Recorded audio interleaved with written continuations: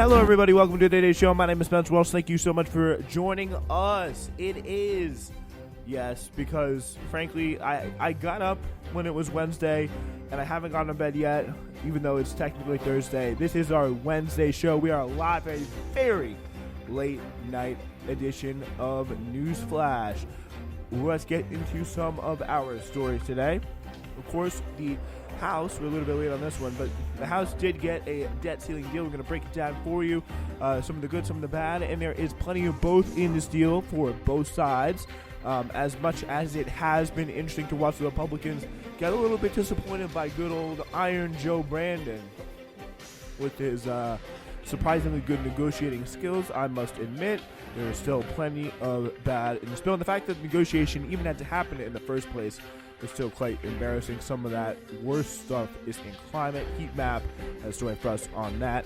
Meanwhile, Russia has denounced the West over Ukrainian drone strikes, or really something that we essentially believe to be Ukrainian drone strikes, and argued again that its real war was with the West. And finally, remember someone who really shaped a lot of the world today. This could also kind of be a little bit of a foreshadow for the season in history. Henry Kissinger, he turned 100. He's still alive, that's right.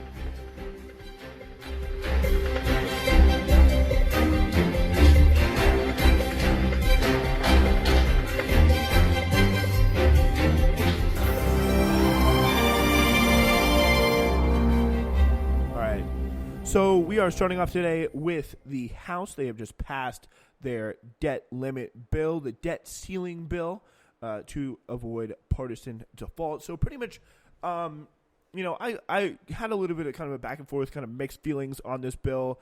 I believe it came out pretty soon after we did our Friday show, which obviously, convenient, something that you love to see. And it was kind of processed, broken down with over the weekend, this kind of agreement in principle about this debt ceiling bill. And you really did kind of get the sense that, kind of right away, once we got the percentage, because we kind of had the contours of it, I guess you could say, pretty earlier this past week about kind of this. We talked about this on the show in the past with kind of the flat spending, freeze on all spending for, I guess, like 2 years. Was kind of the main thing, and there was going to be obviously some of the major cuts. We already kind of went through some of the basics here, but it was a total a freeze on non-discretionary spending while adding more to the military budget. Which, by the way, that was something that I did hear a lot of people say that kind of more base Republicans saying hey, why didn't the leadership team just say, make Biden defend the large amount of money he has added to the military. And, fundamentally that misunderstands, the whole point of, really what this is going on. And this is really what this is frankly an establishment compromise. This is something that, I would probably suspect was largely influenced behind the scenes by Wall Street coming in and saying we cannot have any kind of a debt default situation, So if it's an establishment compromise, do you think that they're going to in any way consider tampering with the everlasting increase of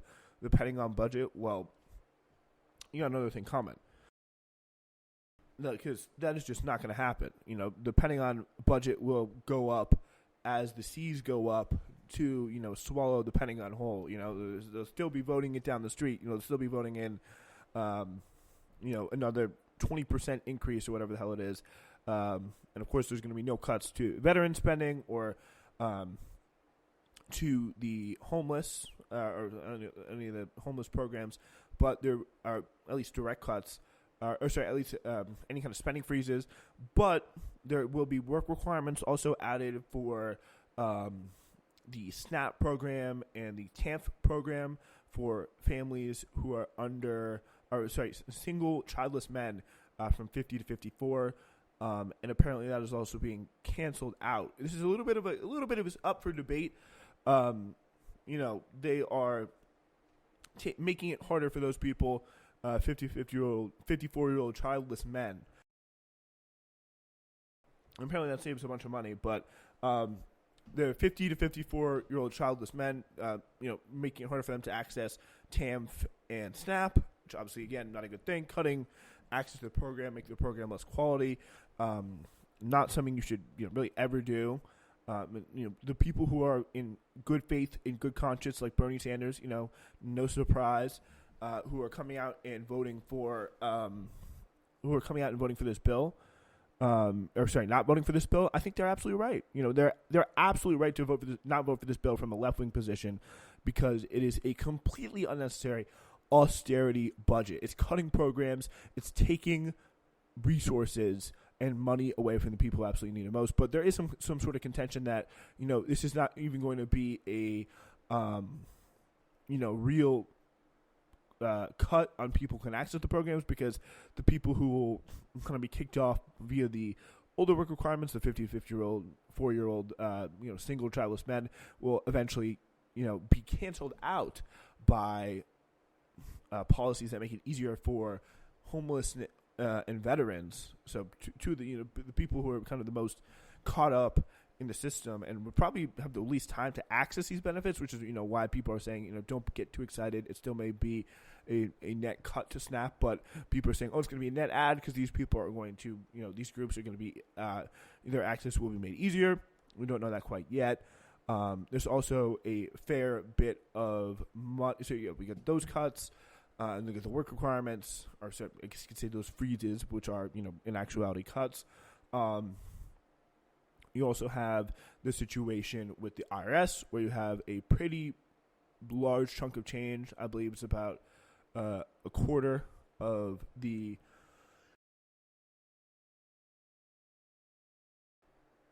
I believe it's about a quarter of the money given by.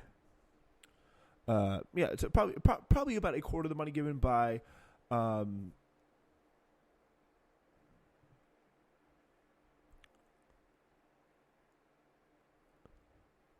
All right, we're having some technical difficulties.